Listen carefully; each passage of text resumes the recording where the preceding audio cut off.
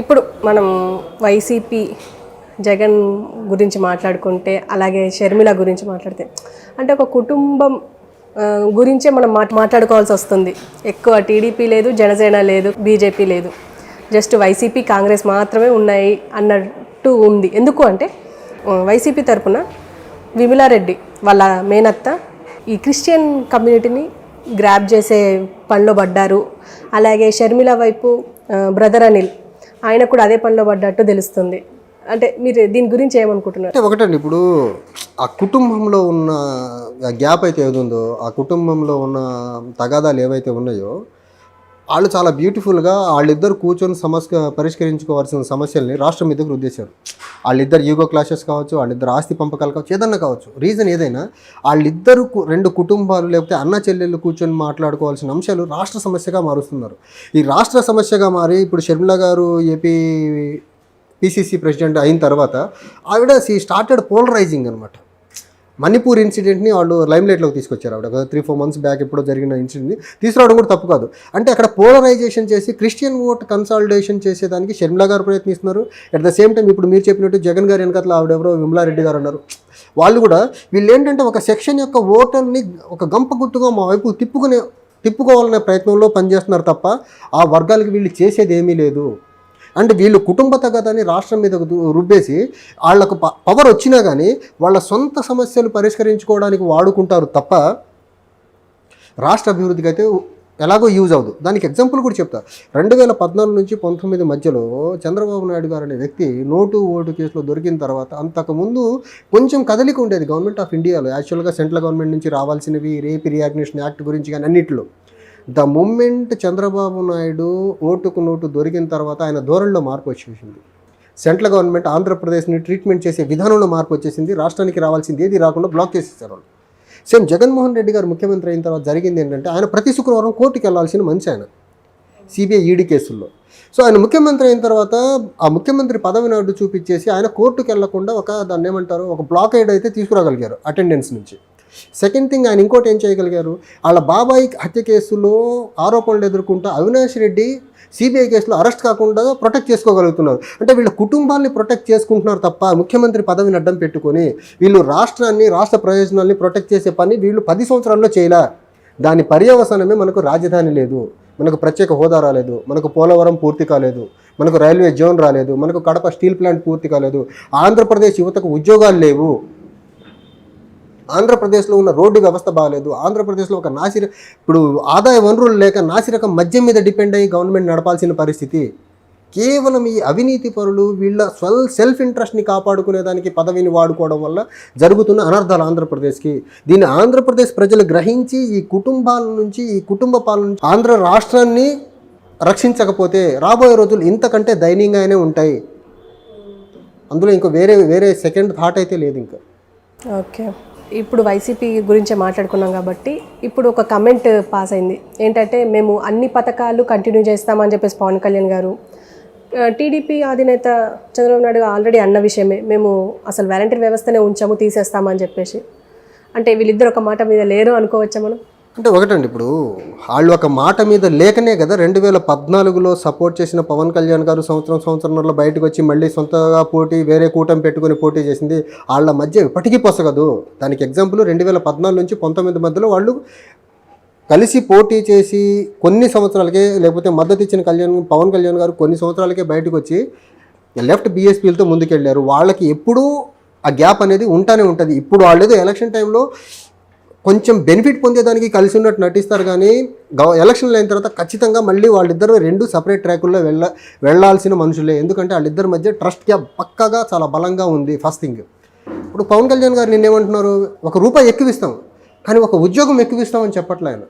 ₹1 అంటే మీరు జనాలు ఎప్పుడు మీరు డబ్బులు ఇచ్చి ఓట్ బ్యాంక్గా, ఈయన కూడా కొత్తగా ఏం చేస్తానని చెప్పట్లే, ₹1 ఎక్కువిస్తామంటున్నారు తప్ప ఒక ఉద్యోగం ఎక్కువిస్తామని చెప్పే పరిస్థితులు పవన్ కళ్యాణ్ గారిలో కూడా చాలా శోచనీయం. అది చంద్రబాబు నాయుడు గారు అంటారు అమ్మఒడి గురించి ప్రస్తావన వచ్చినప్పుడు, ఇప్పుడు ఆయన జగన్మోహన్ రెడ్డి ఒకళ్ళకే ఇస్తున్నారు, మీరు 3 పిల్లలు కలిగి 3 పిల్లలకి అమ్మఒడి ఇస్తానంటారు ఆయన. ఇప్పుడు ఈయన చక్కగా 2014లో గెలిచిన తర్వాత చేస్తానన్న రైతు రుణమాఫీ చక్కగా చేయలే ఈయన 3 పిల్లలకి అమ్మఒడి ఇస్తానంటే ప్రజలు నమ్మేస్తారా? ఇదంతా ఏం లేదండి, ఎలక్టోరల్ ప్రాసెస్లో జనాల్ని తాయిలాలు ఇస్తామని ఒక భ్రమల్లో ఉంచేసి కొన్ని ఓట్లు గ్రాప్ చేసుకునేదానికి తప్ప వీళ్ళు రాష్ట్రానికి దాన్ని ఏమంటారు అభివృద్ధి పదంలో ముందుకు తీసుకెళ్లే మాటలు కాదు ఇవి. యాక్చువల్గా ఒక 10 ఇండస్ట్రీలు తీసుకొస్తామని చెప్పరే చంద్రబాబు నాయుడు గారు అంత ఎక్స్పీరియన్స్ పెట్టుకొని 3 అమ్మఒడి ఇస్తానంటాడు, 3 స్కూళ్ళు కడతానని కూడా చెప్పట్లా ఆయన, 3 కాలేజీలు కడతానన్నట్లా, 3 యూనివర్సిటీలు కడతానన్నట్లా 3 అమ్మఒడి ఇస్తానంటాడు ఆయన. ఎంత దౌర్భాగ్యం అండి ఇది. ఆ ఎక్స్పీరియన్స్ ఉన్న మనిషి మాట్లాడితే హైదరాబాద్కి నేనే కట్టానని చెప్పే మనిషి ఇలా చెప్పడం ఏంటి అసలు? అంటే హైదరాబాద్ నాయనే కట్టానంటారు. నాకు ఒక అదృష్టం కలిసి వచ్చి నేను కన్సల్టెన్సీలో పనిచేస్తున్నప్పుడు పివి నరసింహారావు గారు సన్నను కలిశానండి. హైదరాబాద్ ఈరోజు ఈ స్థితిలో ఇలా ఉందంటే నిజంగా దానికి ఐటీ పరంగా పర్టికులర్ ఎస్టాబ్లిష్మెంట్ ఈరోజు ఈ స్థితిలో ఉండేదానికి ఆ రోజు ప్రధానమంత్రిగా ఉన్న పివి నరసింహారావు గారు చాలా కృషి చేశారు. వాళ్ళ సన్ చెప్తుంటే నాకు తెలిసిందంతా. సేమ్ టైం హైదరాబాద్తో పాటు బెంగళూరుకి కూడా అంతే హెల్ప్ చేశారంట ఆయన పాలసీస్ పరంగా. ఇన్ఫోసిస్ అనే ఒక కంపెనీ ఈరోజు ఈ స్థితిలో ఉండేదానికి కారణం నారాయణమూర్తి గారిది పివి నరసింహారావు గారు ఇచ్చిన ప్రోద్బలం అంట. వాళ్ళ సన్ అవన్నీ చెప్పారు నాతో. చంద్రబాబు నాయుడు గారు ఏం చెప్తారు బయట మొత్తం నేనే అంటారు. అరే వెనక పివి నరసింహారావు గారు మద్దతు లేకపోతే ఎస్టాబ్లిష్మెంటే ఇక్కడికి వచ్చేది కదా ఆ రోజు. అప్పుడు నేదురుమల్లి జనార్దన్ రెడ్డి గారు ముఖ్యమంత్రిగా ఉన్నారంట, ఆయన అంత ఇంట్రెస్ట్కి లేరంట హానెస్ట్లీ. కాకపోతే ప్రధానిగా ఉన్న పివి గారు రెగ్యులర్ ఫాలో అప్ అంట. సర్టెన్ టైం ఆంధ్రప్రదేశ్కి ఇచ్చేసి హైదరాబాద్ని ఎలాగన్నా మనం ఇండస్ట్రియల్గా పర్టికులర్లీ ఐటీ అండ్ ఫార్మా పరంగా ముందుకు తీసుకెళ్లాలని పివి గారు వేసిన ఫౌండేషన్ అది. పివి గారు వేసిన ఫౌండేషన్కి చంద్రబాబు నాయుడు గారు పేరు తీసుకుని హైజాక్ చేస్తుంటారు. చూడండి ఎంత దరిద్రం ఇది. మీరు నిజంగా మీలో అంత దాన్ని ఏమంటారు డెవలప్ చేసే క్యాలిబర్ ఉంటే ఆంధ్రప్రదేశ్లో మీరు 14 నుంచి 19కి మీరు ఏం చేశారు చెప్పండి? రాజధాని కట్టలేకపోయారే, అన్ని తాత్కాలిక బిల్డింగ్లు అన్నారు. ఆ తాత్కాలిక బిల్డింగ్లు అడ్డం పెట్టుకునే కదా జగన్మోహన్ రెడ్డి ఇక్కడ ఏం కట్టలేదు, ఏం లేదు, 3 రాజధానులను ఎగురుతుంది. సో చంద్రబాబు నాయుడు గారి తాలూకు ఏదైతే ఆయన గ్లోబల్స్ ప్రచారం ఉన్నాయో ఆ టైంలో పెద్ద స్థాయిలో పనిచేసిన వాళ్ళు లైక్ పివి నరసింహారావు గారు లాంటి వాళ్ళు, అలాంటి వాళ్ళకు సంబంధించిన వాళ్ళని కలిస్తే ఈయన కాంట్రిబ్యూషనా లేకపోతే వేరే వాళ్ళ కాంట్రిబ్యూషనా మనకు చాలా క్లియర్గా తెలుస్తుంది. నిజంగా పివి గారి సన్ను కలిసిన తర్వాత అప్పటి వరకు ఎంతో కొంచెం అరే ఈయన బెటర్ బాగానే చేశారనే ఫీలింగ్ ఉండింది. కానీ ఒక్కసారి ఆయన్ని కలిసిన తర్వాత అరే ఎల్పిజి టైంలో పిఎం ఉన్నదే ఆయన ఆధ్వర్యంలోనే ఎల్పిజి రిఫార్మ్స్ ఇండియాకి వచ్చినవి. నిజమే కదా, ఆయన కదా ఇవన్నీ ఆ టైంలో అసలు ఐటీ ఫౌండేషన్ దగ్గర. ఇప్పుడు చూసుకుంటే మనం అక్కడ నేదురుమల్లి జనార్దన్ రెడ్డి గారు ప్రధానమంత్రిని శిలాఫలకం ఉంటుంది, చంద్రబాబు నాయుడు అని ఎక్కడ ఉండదు అక్కడ. ఈయన ఏం లేదండి, సొంత మీడియాను అడ్డం పెట్టుకుని డాంబికాలు పలికించడం తప్ప చంద్రబాబు నాయుడు గారు చేసింది శూన్యం అండి. సో ఎల్పిజి తర్వాత న్యాచురల్గా డెవలప్ జరిగింది. ఆ న్యాచురల్ డెవలప్మెంట్లో హైదరాబాద్కి ఒక జాగ్రఫికల్ అడ్వాంటేజ్ ఉంది. జాగ్రఫికల్ అడ్వాంటేజ్ వల్ల ఇండస్ట్రీస్ అన్ని ఆటోమేటిక్గా వచ్చినాయి ఇక్కడ, beat IT, pharma, some other industries. అంతే తప్ప ఈయన కొత్తగా తీసుకొచ్చింది ఏంటి? మీరు నిజంగా మీరు కొత్తగా తీసుకొచ్చుంటే విడిపోయిన ఆంధ్రప్రదేశ్ మీరు ఏం చేశారు? 5 సంవత్సరాల్లో ఎన్ని ఇండస్ట్రీస్ తీసుకొచ్చారు, ఎన్ని సెంట్రల్ ఆర్గనైజేషన్స్ తీసుకొచ్చారు, ఎన్ని పిఎస్యూస్ తీసుకొచ్చారు. పిఎస్యూస్ తీసుకురావడం తర్వాత ఇప్పుడు విశాఖ స్టీల్ని ప్రైవేట్ పరం చేస్తామని బీజేపీ ముందుకు వస్తుంటే దానికి అగెనిస్ట్గా బీజేపీకి అగెనిస్ట్ మాట్లాడలేరే ఈయన, అసలు ఒక లెటర్ ఇవ్వలేరే. కొన్ని దాని మీద వెళ్ళి ఈయన అమిత్ షా గారిని నడ్డా గారిని కలిసినా బాగుండు. ఈయన వెళ్ళి పొత్తు కోసం కలుస్తారు వాళ్ళని, మళ్ళీ పొత్తు వాళ్ళ ద్వారా ఈయన ఎలాగో జనాలు నమ్మే పరిస్థితి లేదని వాళ్ళతో పొత్తు పెట్టుకొని వద్దామని చూస్తారు. ఇప్పుడు మనం చంద్రబాబు నాయుడు గారి పొలిటికల్ ట్రాక్ రికార్డ్ చూసుకుంటే రైట్ ఫ్రమ్ రామారావు గారిని ఇది గద్దె దించిన తర్వాత ఈ రోజు వరకు ఒక 2019 ఆయన సొంతగా పోటీ చేసింది. 23 ఎంపీ సీట్లు, ఎమ్మెల్యే సీట్లు, తర్వాత 3 ఎంపీ సీట్లు వచ్చాయి. ఆయన సొంతగా పోటీ చేస్తే ఆయన బలం అది. ఆయన ఎప్పుడు సొంతగా పోటీ చేసి గెలవాల. Either BJP or left, TRS, లేకపోతే ఇప్పుడు జనసేన, బీజేపీ వీళ్ళతో పొత్తుల రాజకీయం తప్ప చంద్రబాబు నాయుడు రాజకీయ జీవితం అంతా ఆయన సొంతగా పోటీ చేసి ముఖ్యమంత్రి అయింది ఎప్పుడు అసలు? Is a backdoor politician of Andhra Pradesh or Telugu states. ఆయన స్ట్రైట్గా రాజకీయాలు ఎప్పుడూ చేయలేదు అసలు. అప్పుడు ఆయన ఫస్ట్ టైం ముఖ్యమంత్రి అయింది కూడా రామారావు గారికి చూసి ఇచ్చిన మ్యాండేట్ని లాక్కున్నారు ఆయన సొంతగా నిలబడగలిగితే ఆయన ముఖ్యమంత్రి ఎప్పటికీ కాలేరు. అందుకనే ఇటు పవన్ కళ్యాణ్ గారా, ఇటు బీజేపీ గారా, లేకపోతే ఉమ్మడి రాష్ట్రంలో ఉన్నప్పుడు టీఆర్ఎస్, లెఫ్ట్ పార్టీలు, లేకపోతే బీజేపీ అప్పుడు కూడా బీజేపీ తప్ప ఈయన సొంతగా అసలు ఎప్పుడు నిలబడి ఈయన ముఖ్యమంత్రి అయ్యారు రాష్ట్రానికి. సార్ ఇప్పుడు యాత్ర 2 రిలీజ్ అయ్యింది, మనకు అందరికి తెలిసిన విషయమే. అది ఆల్రెడీ వైసీపీకి సపోర్ట్గా రిలీజ్ అయిన మూవీ. అండ్ అలాగే రాజధాని ఫైల్స్ రిలీజ్ అవ్వబోతుంది. ట్రైలర్ రీసెంట్గా వచ్చింది, బాగా ప్రజల్లోకి దూసుకెళ్తుంది. అంటే ఈ 2 మూవీస్కి మీరేమంటారు? అంటే ఒకటండి, ఇప్పుడు యాత్ర అనేది ఐ థింక్ 2019 ముందు వచ్చినట్టుంది మూవీ. ఇప్పుడు రాజధాని ఫైల్స్ అనేది ఇప్పుడు ఫస్ట్, అది ఐ థింక్ ఫస్ట్ మూవీ అనుకుంటా, అమరావతి బేస్ చేసుకొని. అంటే వీళ్ళకు ప్రజాబలం లేదు, ఏదో రకంగా ప్రజల్ని ఎమోషనల్గా తన వైపుకి తిప్పుకోవాలి. అందుకనే ఇప్పుడు ఆ చనిపోయిన రాజశేఖర రెడ్డి గారి నేపథ్యాన్ని ప్రతి మూవీలో వాడుకోవాలని తప్ప జగన్మోహన్ రెడ్డి గారి పరిపాలనను చూపించి ఓటు అడిగే పరిస్థితిలో లేదు. నిజంగా ఆయన పరిపాలన అంత బాగా చేసి ఉంటే ఈ సినిమాల మీద డిపెండ్ అవ్వాల్సిన అవసరం లేదు. యాత్ర కానీ, అంతకుముందు ఆర్జీవి గారు టేకప్ చేసిన వ్యూహం కానీ, శపథం కానీ, ఇలాంటి మూవీస్ అసలు అవసరం లేదు అసలు. సో వీళ్ళు ఏంటంటే, వీళ్ళు గుడ్ గవర్నెన్స్ అందించే ప్రాసెస్లో బెటర్గా చేసి ఉండుంటే ఈ సినిమాల మీద డిపెండెన్సీ అవ్వాల్సిన అవసరం లేదు యాక్చువల్గా. సో వీళ్ళు అడ్మినిస్ట్రేషన్లో లేకపోతే 5 years పరిపాలనలో ముఖ్యమంత్రిగా ఏం చేయలేదు కాబట్టి అది వాళ్ళకి తెలుసు. సినిమాల ద్వారా ఏమన్నా మళ్ళీ వాళ్ళ ఫాదర్ని లైమ్ లైట్లోకి తీసుకొచ్చి కొంత ఏమన్నా మైలేజ్ పొందుదామన్న ప్రయత్నంలో భాగం తప్ప వాళ్ళ రాజకీయంగా అంతకు తప్ప వేరే ఉద్దేశం నాకైతే ఇంకేం కనపడట్లేదు.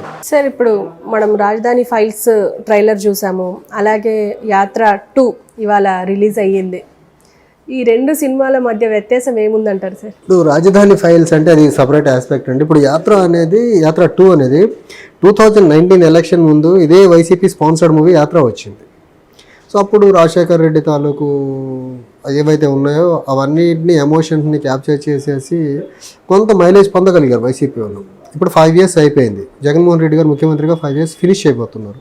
ఈ 5 yearsలో ఆయన చేసింది ఏంటో చెప్పుకొని ఓట్లు అడగలేని దౌర్భాగ్యమైన స్థితిలో ఉండి మళ్ళీ వాళ్ళ నాన్నగారి తాలూకు ఏవైతే ఎమోషన్స్ ఉన్నాయో లేకపోతే అటాచ్మెంట్స్ ఉన్నాయో వాటిని మళ్ళీ స్క్రీన్ మీద సిల్వర్ స్క్రీన్ మీద చూపించేసి మళ్ళీ వాళ్ళ నాన్నగారి పేరు మీద ఓటు అడగబోతున్నారు తప్ప ఈయన అడ్మినిస్ట్రేషన్లో ఏమైనా గుడ్ గవర్నెన్స్, బెటర్ పాలసీస్, లేకపోతే బెటర్ ప్రోగ్రామ్స్తో ఆంధ్రప్రదేశ్ని అభివృద్ధి చేసి ఓటు అడిగే పరిస్థితి లేదు.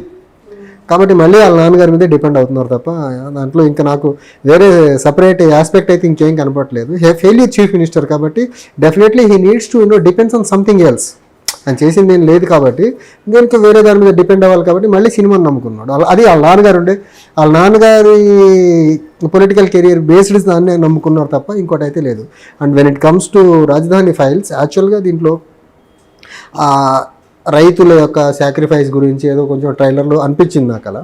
బట్ ఒకటి, ఇందులో జగన్మోహన్ రెడ్డి గారు చాలా పెద్ద తప్పు చేసి ఉన్నారండి. అమరావతి రైతులు ఈరోజు అనుభవిస్తున్న దానికి, లేకపోతే ఆంధ్రప్రదేశ్ రాష్ట్రం రాజధాని లేకుండా ఈరోజు ఈ స్థితిలో ఉండేదానికి ప్రధాన కారణం చంద్రబాబు నాయుడు కాదు, జగన్మోహన్ రెడ్డి గారు.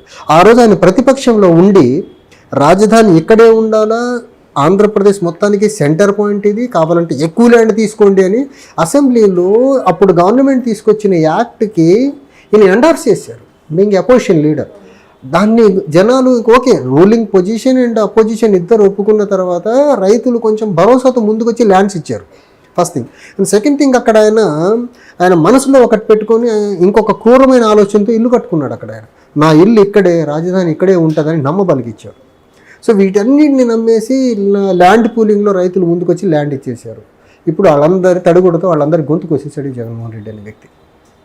ఆయన ఆ రోజు ఆ మాట చెప్పకుండా ఉండుంటే రైతులు వాలంటీర్గా అంత ల్యాండ్ ఇచ్చేవాళ్ళు కాదు, ఈరోజు అంత ఇబ్బంది పడేవాళ్ళు కాదు. సరే, ఇన్సైడర్ ట్రేడింగ్ జరిగిందా, టీడీపీ బినామీ వండుకున్నా, అవి గవర్నమెంట్ 5 సంవత్సరాల మీదే ఉంది కదా, వాళ్ళ మీద యాక్షన్స్ తీసుకోండి, ఎంక్వైరీ చేయండి, కేసులు వేయండి, ఏమైనా ఉంటే కోర్టు ద్వారా తేల్చేయండి.